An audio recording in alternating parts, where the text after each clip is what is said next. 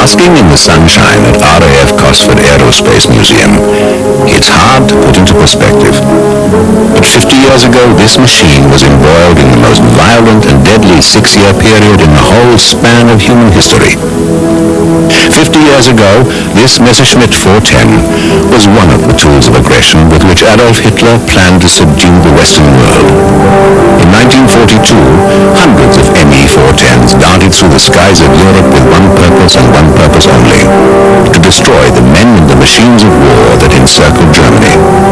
Appropriately, these aircraft, in the line from which they sprang, were known by Luftwaffe pilots as the Destroyers. What makes the Destroyer story so important is that in many ways its evolution mirrors the fortunes, needs and misfortunes of the Luftwaffe itself. Destroyers were not one particular aircraft, but rather an entire class. And because they were put to so many uses, escort, tank destroyer, night fighter, they may have been the most versatile, most ambitious planes of the war. The destroyer line was first incarnated in the Messerschmitt Bf 110. Originally intended as a bomber escort, the 110 embarked on its maiden flight in 1936. But it took several years of hard work before the twin-engine craft was ready for service. In the years leading up to the war, the destroyer's greatest champion was none other than Luftwaffe Reich Marshal Hermann Göring. His former World War I ace, steadily preparing his forces for the inevitable conflict, keenly recognized the ascendance of air power and intended gathering the most formidable arsenal the world had ever seen. This is a Junkers 86. As one of the Luftwaffe's first monoplane bombers, its survival hung precariously on the armaments it carried into battle.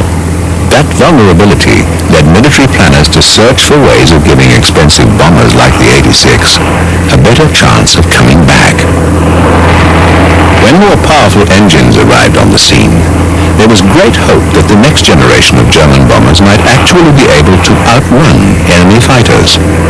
The Dornier Do-17 was the manifestation of that optimism. Constructed with very light armor, the plane was for a bomber really quite nimble. Because of its curious shape, the Do-17 was quickly dubbed the Flying Pencil by the Luftwaffe pilots who flew her. The Dornier's closest peer at the time was a highly advanced bomber called the Heinkel HE-111.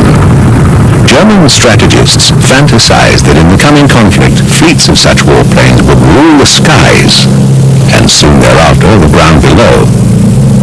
But with these hopes came concern. Lessons in Spain, paid for in airmen's lives, had taught the Luftwaffe that these speedy bombers were still very vulnerable to enemy fire. The solution was clear. Bomber fleets would need long-range escort fighters to accompany them.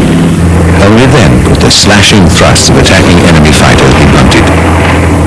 The idea of a long-range escort fighter was not entirely new.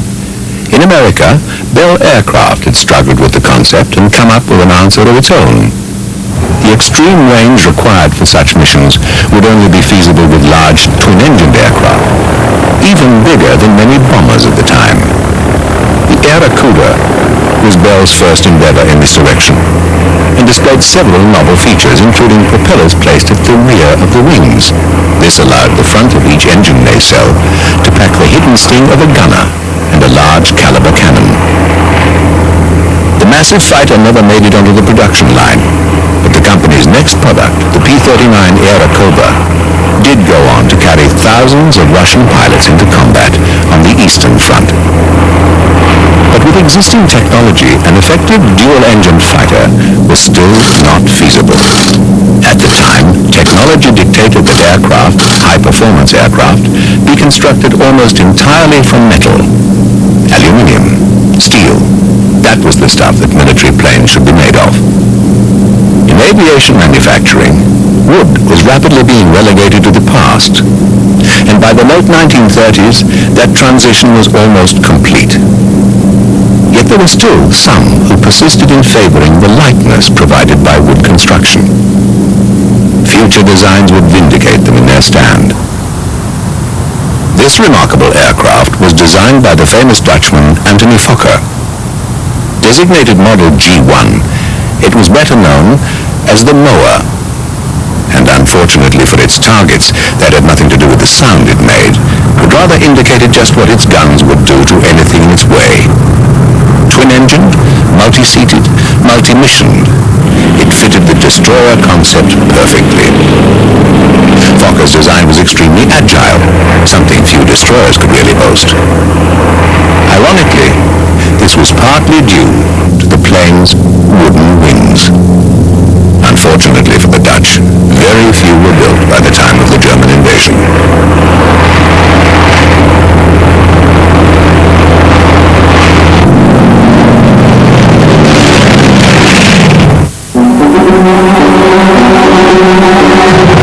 September the 1st, 1939. German troops swarm across the Polish border in bold mobile strikes that stun the panicked defenders. And a new kind of warfare is born. The Germans called it Blitzkrieg, or lightning war. Polish lines are rapidly penetrated by highly mobile German panzer divisions.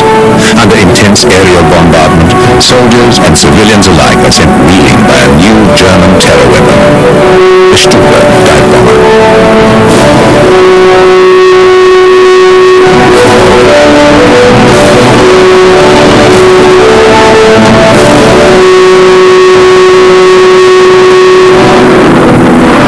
Germany's twin-engine bombers, unchallenged by Poland's antiquated air force, fly with impunity and wreak destruction on Polish cities. Messerschmitt 110s, freed of their escort duties, are able to assume an offensive role as ground attack aircraft.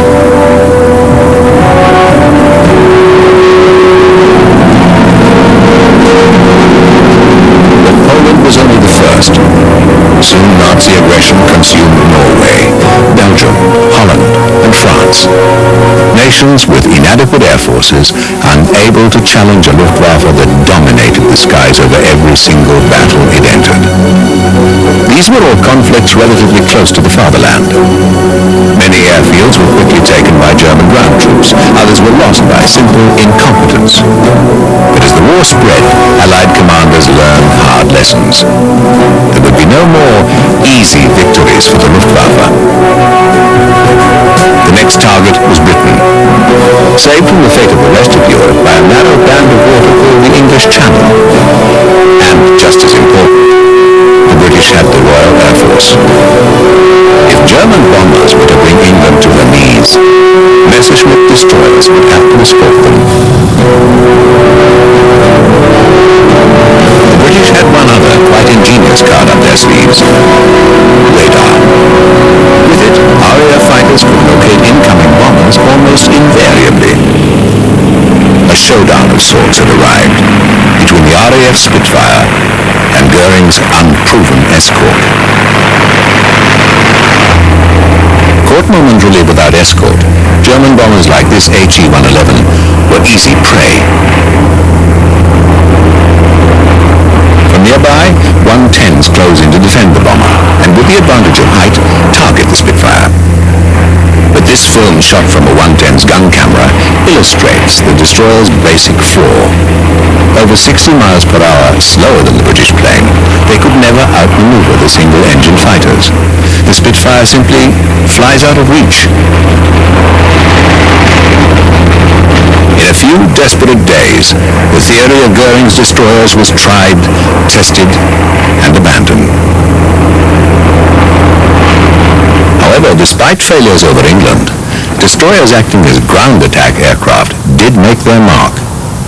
During the invasion of Russia, they played a vital part in the surprise attacks that practically annihilated the Russian Air Force. Throughout the war, Goering left much of the Luftwaffe planning to another fighter ace from the First World War, Ernst Udet, seen here on the left. Goering asked him, Goering was his comrade in the fighter squadron of Richthofen, and he asked him, or maybe he forced him in, to the German Air Force. Actually, you have to come. You, as a hero of World War I, you have to come to this world. And he did. And he was lucky, and his life was flying. And then later on, he was put in a position where he had planned all the new developments, and he used policy where we go in our armament, in our equipment. And this was maybe a too heavy load on his shoulders. And then I think, he was a wide, world-open cosmopolitan. And I can imagine that he was not too heavy in this very strict political situation he was put in. Udet was instrumental in the development of the Luftwaffe's first dive bomber, the Henschel 123.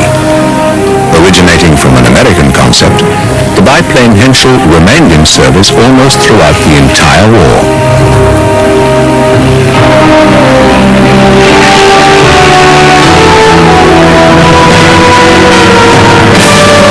The plane that followed the Henschel into production was also championed by Udet.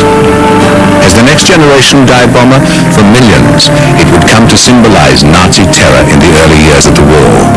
It's odd to think that the Junkers 87 Stuka was nearly outdated when the war began. In wartime, and quite often in peacetime too, hardly a plane is in service that doesn't have its replacement on a drawing board somewhere. But when the Luftwaffe started looking for a plane to replace the Stuka, they didn't have to look very far.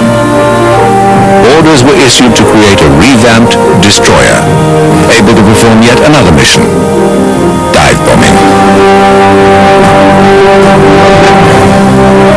Messerschmitt tackled the challenge head-on and came up with one of the war's preeminent multi-missioned aircraft, the Me-210.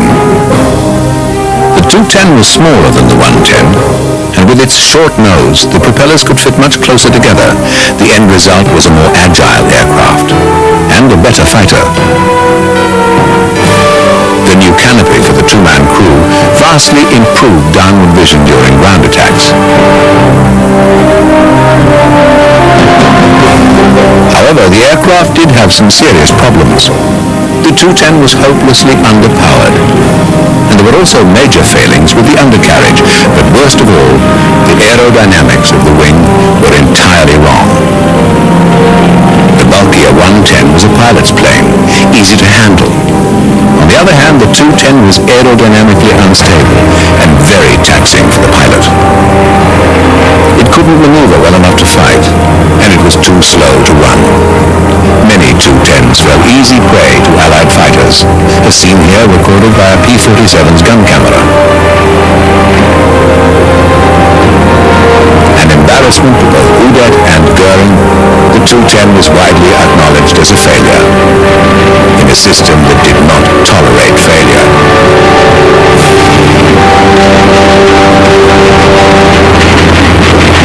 During that time, he had a very bad reputation already throughout the Air Force. He was a pompous man, showing off, and he wanted to be what he wasn't. To be fair, he was a great organizer before the war.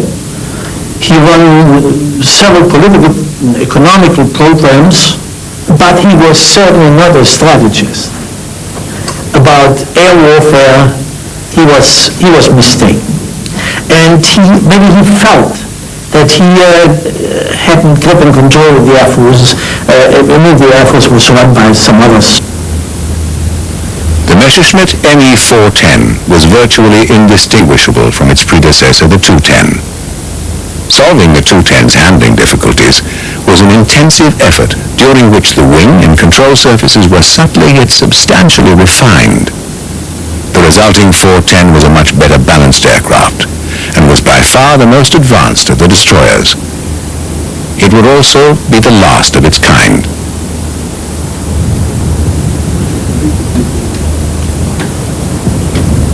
The Hornet was a truly innovative machine.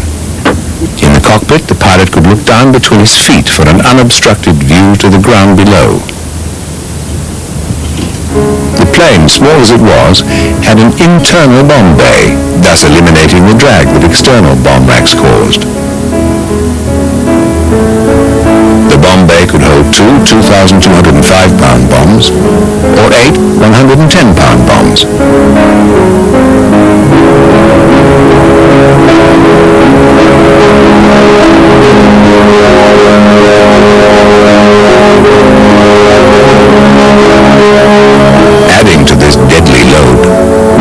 additional weapons was made by 4 hardpoints mounted behind the bomb bay. Engine radiators sat on the outboard of each wing. Movable tabs controlled the airflow.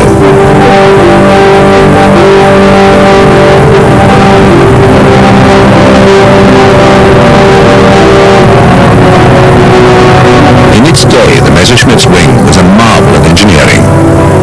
Not only did it house all the control surfaces, along with the rods, gears, and motors that drove them, but hundreds of gallons of aviation fuel as well.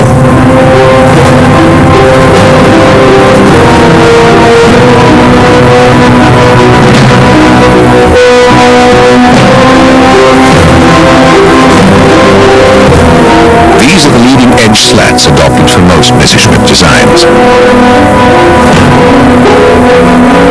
And these are the dive brakes.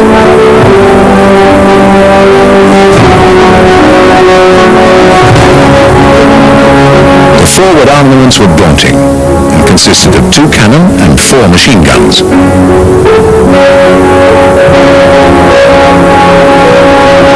The destroyer's defensive sting was controlled by the 410's radio operator.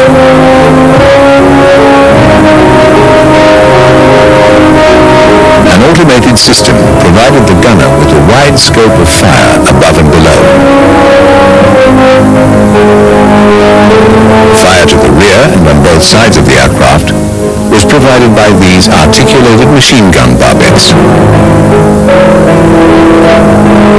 The first destroyers carried only a single hand-operated machine gun, leaving the entire undercarriage completely unprotected. The 410 Messerschmitt posed a far more lethal threat to attacking enemy fighters.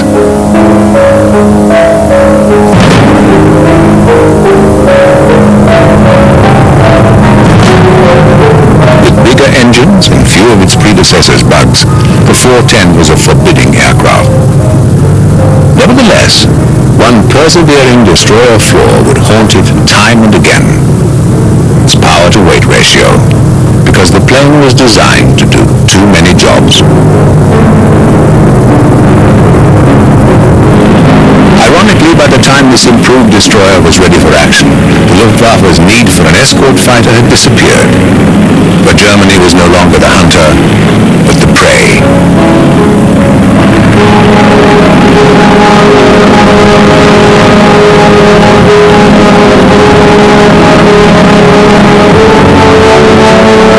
As the war progressed, Messerschmitt destroyer aircraft found themselves pressed into service as defenders. And in that role, their massive firepower would soon devastate American bomber formations.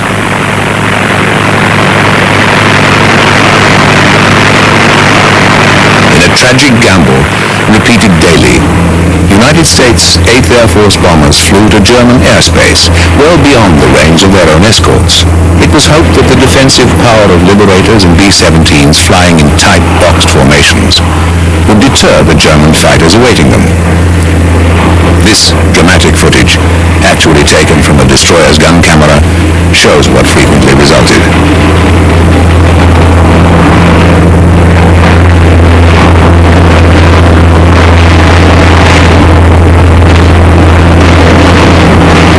For a while, twin-engine destroyers were even more effective than the single-engine fighters normally used to intercept Allied planes. The destroyers had greater endurance, and they could stay airborne for up to 3.5 hours. Moreover, they packed such immense firepower that during the 3.5 hours, they could truly decimate the incoming bombers.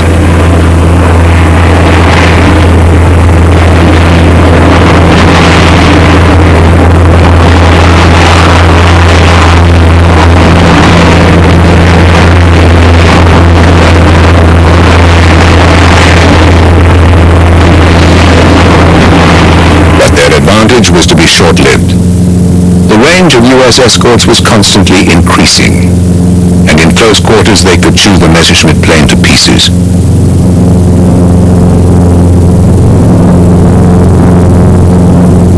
This 110 is being attacked from below and hasn't the slightest chance of shooting back. And even the sturdy destroyer cannot sustain so many hits and survive.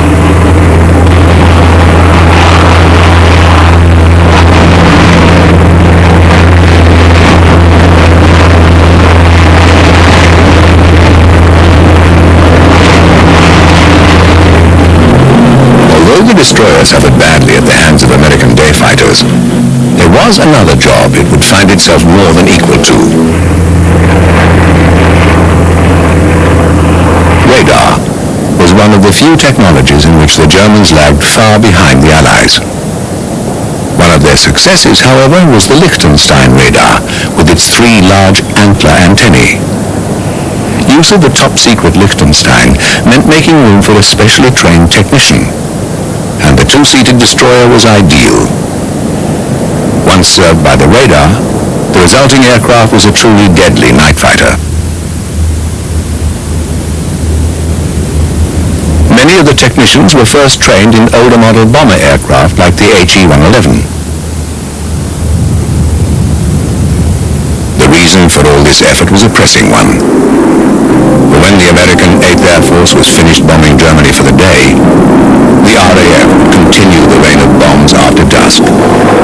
Under the cover of darkness, large formations of Lancasters would drone over German cities night after night, for months on end.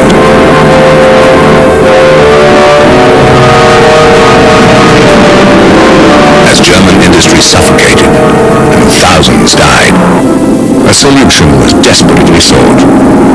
And as radar-equipped night fighters, the destroyers, particularly the 110s, found their most vital and effective role. Their great range enabled them to follow British bombers both to and from the target zone, and they would down thousands before the war was over.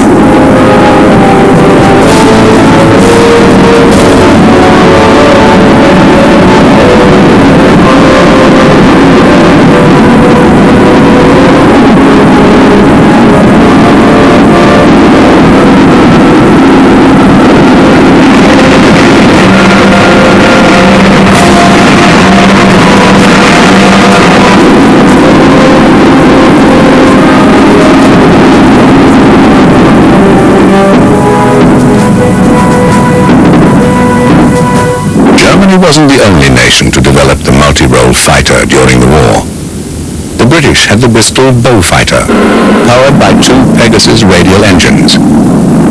Reasonably successful in ground attack, the plane proved lethal to naval targets. Yet it was never expected to perform the myriad of tasks set for the German destroyers.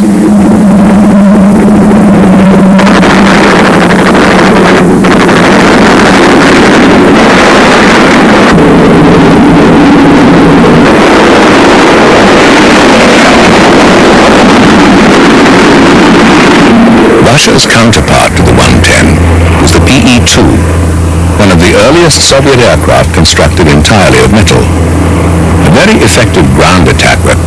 Like the destroyer, it never made it as an escort fighter.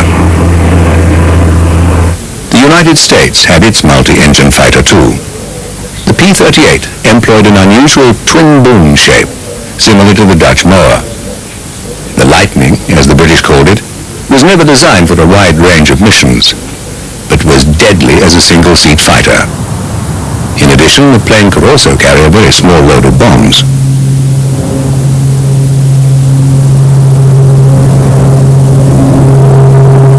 From the outset, the Lightning was designed with one thing in mind: speed. Its 2 engines didn't have anything to do with safety. They were there for power.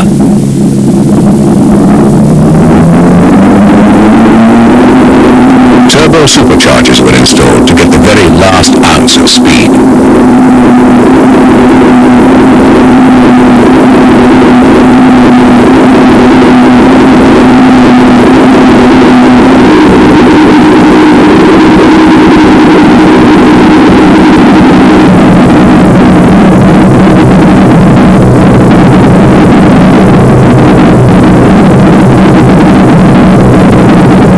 It's easy to see how important reducing drag and weight was to designers. The aircraft is basically wing and engine, with the pilot shoved in almost as an afterthought. Although one of the largest single-seat fighters of the war, it was one of the most cramped planes a man could fly.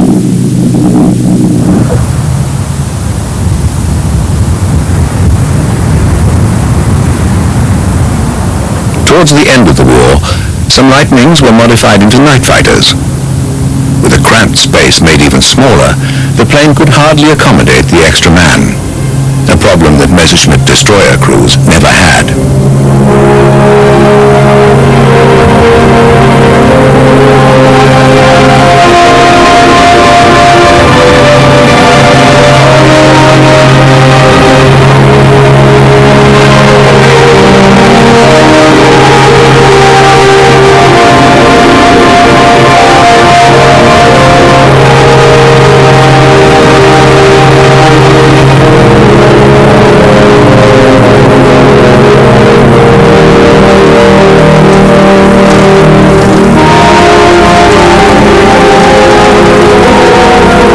Two engines, the P-38 was an expensive machine, and it guzzled gas. But that was just fine with the men who flew it, because the aircraft had one advantage that every pilot loves. It was ruggedly dependable. Conventional wisdom at the time said that if a plane was to be durable, it would have to be all metal, made of castings and aluminium. Born of heavy industry, by necessity it was a product of the forge, the metal shop, and the assembly line. But as always, there was one exception to the rule: the Mosquito. Of wooden construction, it was a brilliant idea that the British almost rejected, and only survived because of the acute wartime metal shortage. The Mosquito was not really a destroyer. It was produced in several different versions, each very good at its assigned tasks. But all of the planes had one common trait: their light but strong airframes, which made them so fast there was no need for defensive armaments.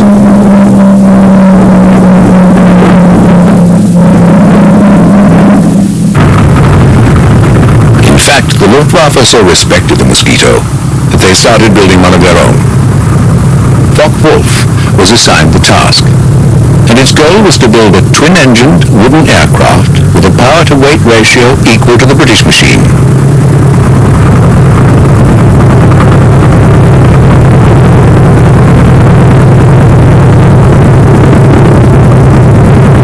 Under the guidance of Kurt Tank, the company embarked on the daunting task of designing and constructing a 400 miles an hour aircraft in just 10 months. Achieving this meant developing an entirely new process of molding wood in huge presses. The airframe had to be worked to extremely fine tolerances, because if wood was to substitute for metal, everything had to fit perfectly. The other ingredient essential to the project's success was a new synthetic resin called Tego film.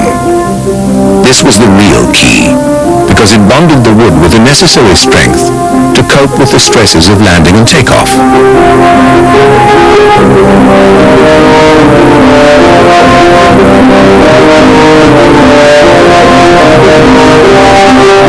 One of the greatest obstacles was the simple fact that the art of mass-producing wooden planes had been lost over the years. Yet in an incredibly short time, workers would have to be trained to produce a finished aircraft ready to bear German pilots into battle.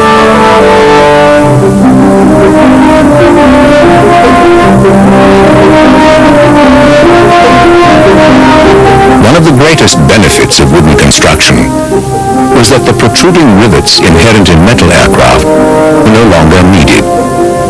The result was a much smoother, more aerodynamic shape.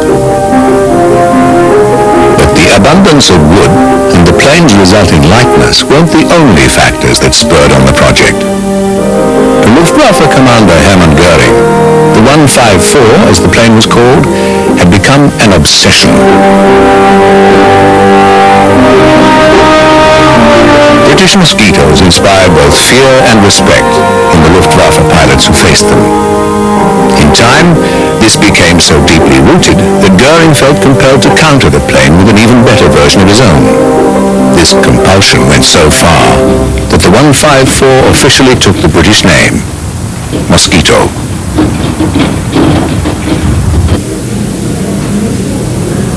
Kurt Tank always thought that the German Mosquito was suitable for many missions. At one stage it nearly took on the role of high-speed bomber. But as the intensity of RAF raids increased, its night fighter role became vital.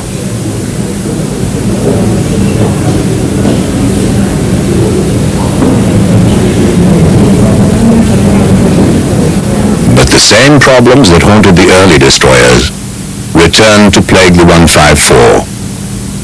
Luftwaffe pundits insisted that the aircraft be capable of playing two different roles: mosquito chasing and night fighting. By accepting this compromise, Tank was able to get his program underway at a time when many other projects were either languishing or being terminated altogether. Not the type to run things from afar, Tank personally supervised the final preparations of the first Mosquito.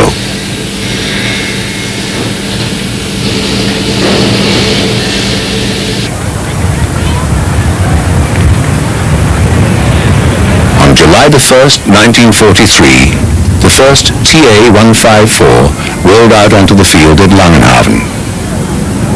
The smooth wooden surface and clean lines belied the lethal nature of its mission.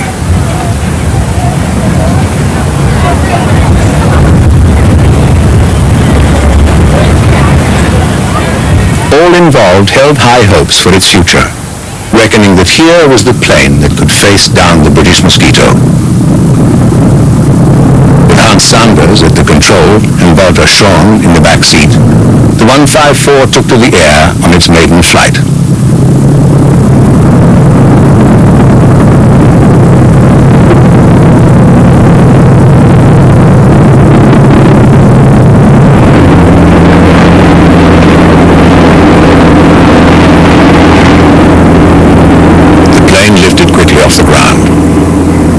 When Sanders tried to retract the undercarriage, the nose wheel locked in the halfway position. Frantically, Schorn struggled with the emergency system, but to no avail.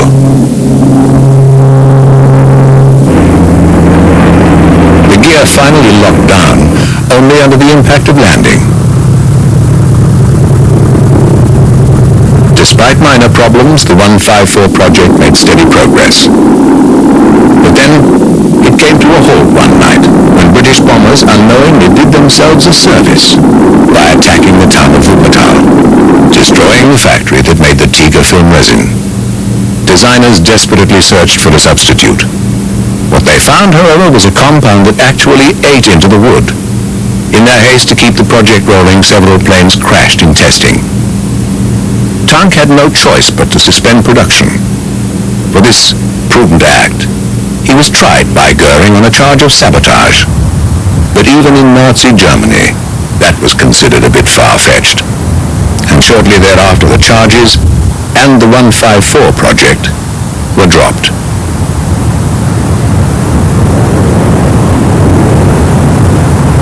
There were other reasons for the Mosquito's demise. Chief among these was the fact that another night fighter, the Heinkel 219, was already in production.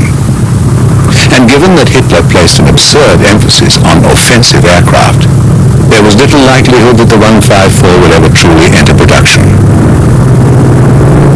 The German Mosquito, one of the best attempts at an effective dual-engined multi-mission fighter, came to naught.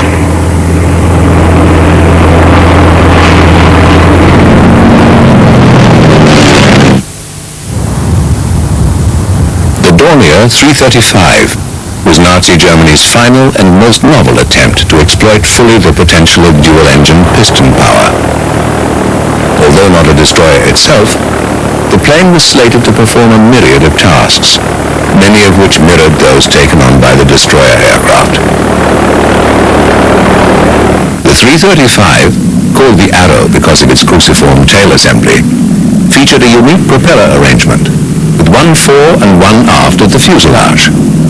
The power of both engines was applied not to the wing, but directly to the fuselage.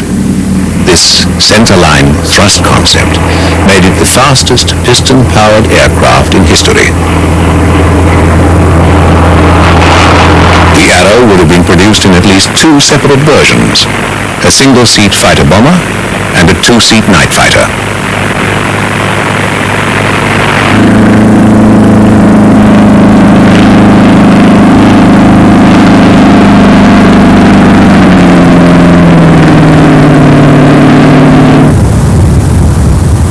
captured arrows amazed the American troops who saw them. Curiously enough, at one time German engineers seriously considered joining two of the planes together at the wing and tail. Their hope was to create what would have been an extremely fast four-engine bomber.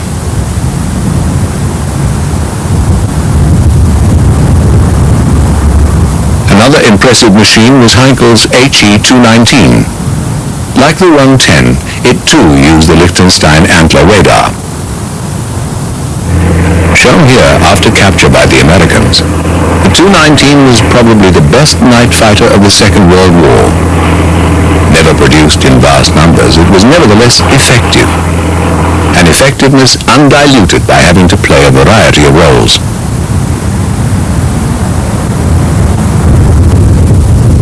Another specialized weapon with just as much clarity of intent was the twin-engined Henschel 129. Not terribly fast because it didn't have to be. It was a true ground attack aircraft. In Russia, when the Wehrmacht began to crumble before the Red Army's onslaught, the 129 decimated Soviet tank columns all along the Eastern Front.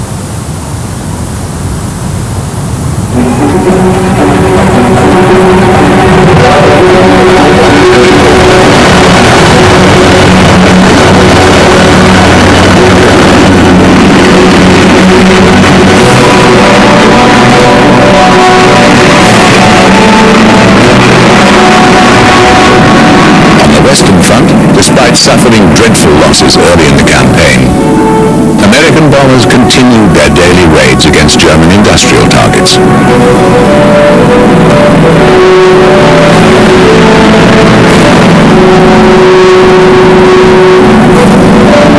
Although 8th Air Force fighter escorts had slowly extended their range, the final leg of many U.S. bombing missions left the Liberators and Flying Fortresses totally unprotected.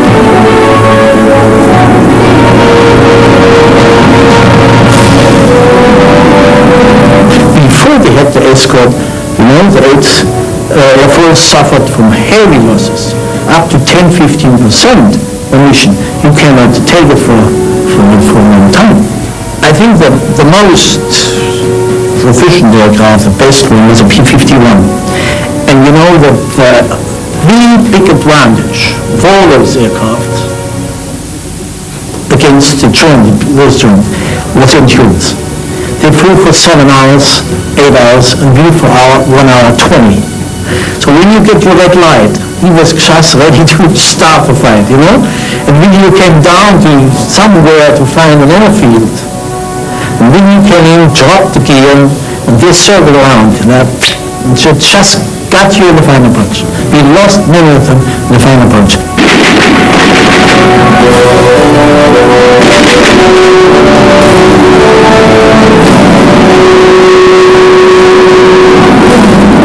Like the British Mosquito, America's P-51 struggled against cancellation from the very beginning. But two modifications would transform it into one of the best fighters of the war.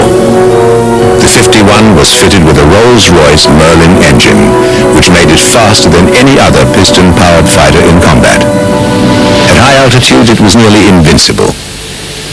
The second improvement literally changed the course of the air war. A cavity behind the P-51's pilot seat was adapted to house a large extra fuel tank. The extra fuel meant one very important thing. Highly maneuverable P-51s could now fly to Berlin and back.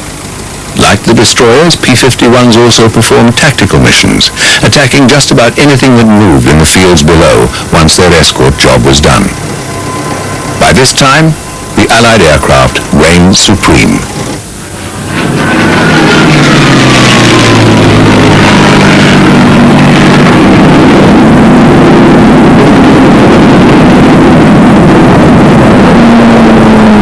So, were the destroyers a failure? Probably yes. But the real fault lay not with the machines, but with the men who so drastically convoluted their purpose. Fighter bomber, escort, dive bomber, night fighter, no one plane could possibly be all of those. The problems with underpowered engines, faulty aerodynamics, and widely varied armaments reflected attempts by the Luftwaffe bureaucracy to design a jack-of-all trades. price for this indecision was high. With better machines, many Luftwaffe pilots who didn't make it would have surely survived the war. One particular casualty was Ernst Udet. Following the Me-210 debacle, he took his own life. The 210's failure was a particularly ugly episode. In fact, certain high-ranking members of the Luftwaffe insisted upon the resignation of Willy Messerschmitt himself. But they never got it. The 210 wasn't just an embarrassment. Conservative estimates indicate the cost to the Luftwaffe as some 600 aircraft. Upon his capture, Goering is reputed to have claimed bitterly that he might have lived longer were it not for the 210. Ironically, the search for a long-range escort aircraft didn't end in a twin-engine plane as the Germans had planned. Instead, the answer was much simpler. The P-51, a single-seat, single-engine fighter that the Americans simply crammed with fuel. As an attack aircraft, the destroyer's role was probably best manifested in another Allied plane, the wooden British Mosquito. Ironically, the P-51 and Britain's Mosquito were so unappreciated at the time that they both narrowly escaped being scrapped. But Messerschmitt's credibility was impeccable, and for that reason the company had the luxury of being able to fail. But the company was no stranger to success, and during the course of the war, one legendary Messerschmitt practically filled the skies. Called the Me-109, over 30,000 were built.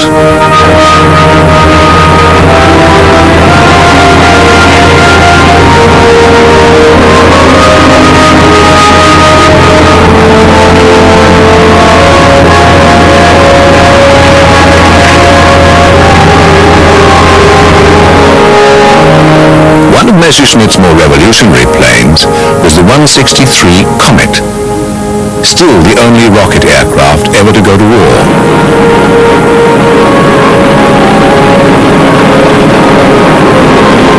The achievements of the 163 paved the way for supersonic flight.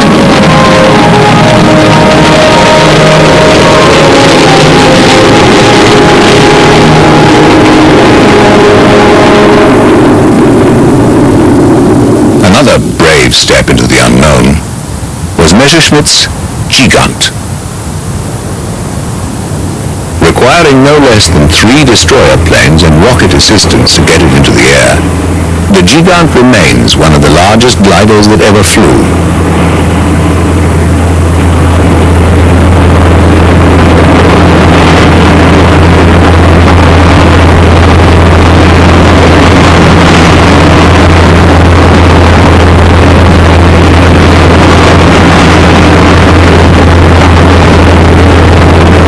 Messerschmitt reached the pinnacle of achievement with its breakthrough in jet technology. Its Me-262 jet fighter blazed the trail into a new era. It was thought by many to be the world's best combat jet well into the 1950s.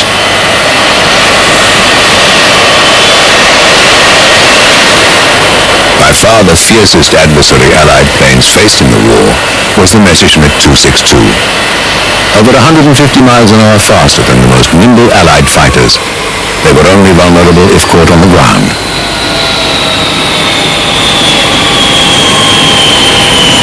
The logical extension of the jet fighter was the jet bomber, and with the arrival of the Arado 234, the escort fighter became obsolete. This speedy bomber, faster than any enemy fighters in the sky, transformed predictions a decade old.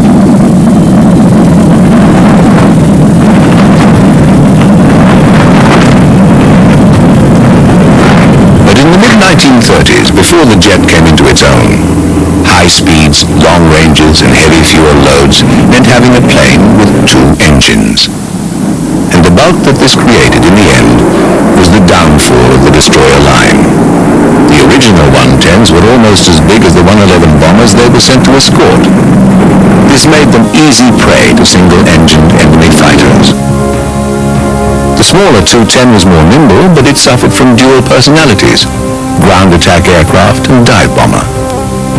In spite of its faulty aerodynamics and terribly weak engines, 1,000 were ordered straight off the drawing board.